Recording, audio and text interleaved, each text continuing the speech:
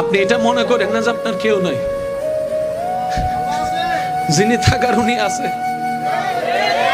উনার নজর না থাকলে তো নিঃশ্বাসটা চলতো না, উনার নজরটা না থাকলে তো খাওয়ার স্বাদ বুঝতেন না, উনার নজরটা না থাকলে তো ডুকটাক গোলার নিচে নামতো না, উনার নজরটা না থাকলে খাবারটা তো ভাইয়া হজম হতো না।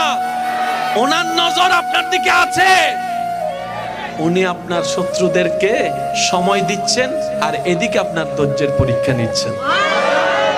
এক কাজে দুই কাজ, আপনার শত্রুদেরকে সময় দিচ্ছেন আর আপনাকে পরীক্ষা নিচ্ছেন। এবার আপনি বলবেন আমার তো কোনো অপরাধ নাই, বিনা অপরাধে সাজা কেন? তাইলে তো আপনার জন্য ডবল শুকরিয়ার বিষয়।